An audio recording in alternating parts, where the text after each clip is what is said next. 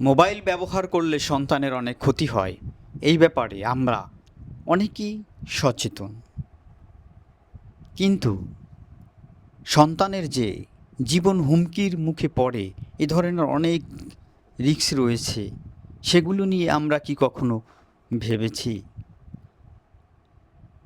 অবশ্যই ভাবেননি। সন্তানকে স্কুলে দিয়েছেন, স্কুলের যাতায়াত পথে ঝুঁকি রয়েছে কিনা, সেই স্কুলে বিদ্যুতের তার সঠিকভাবে বসানো কিনা, সে স্কুলে ফায়ার এক্সটিংগুইশার আছে কিনা, অগ্নিকাণ্ড হলে এগুলো থেকে সুরক্ষার ব্যবস্থা আছে কিনা, এগুলো কখনো দেখেছেন? আপনার বাসায় এখানে সেখানে মোবাইলে চার্জ দিচ্ছেন, চার্জারের তার ঝুলে থাকে। এই মোবাইলের চার্জারের তার যদি কোনো শিশু কোনোভাবে মুখে নেয়, তাহলে তার মৃত্যুবরণ হতে পারে। এই ব্যাপারে কি আপনি সচেতন? আপনার বাসায় কি অগ্নি নির্বাপক যন্ত্র রেখেছেন? তাহলে শুধু মোবাইলেই বাচ্চার ক্ষতি, এটা নিয়ে অনেক টেনশন কেন ভাই?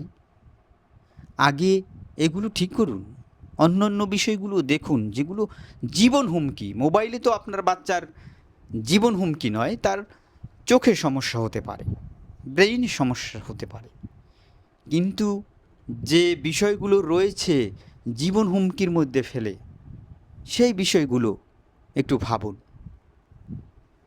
আপনার এলাকায় বিদ্যুতের যে খাম্বা থাকে, সেগুলো থেকে অনেক সময় দেখা যায় বিভিন্ন ধরনের তার ঝুলে থাকে, পড়ে থাকে, অথবা যে তারের টানাটা থাকে, সেই টানাটা রাস্তার কাছে থাকে। এগুলো নিয়ে কি কখনো ভেবেছেন, কেউ সচেতন হয়েছেন যে এগুলোর মাধ্যমে বিদ্যুৎ স্পৃষ্ট হতে পারে আপনার সন্তান? না, আপনি খুব সহজেই এগুলো এড়িয়ে যাচ্ছেন।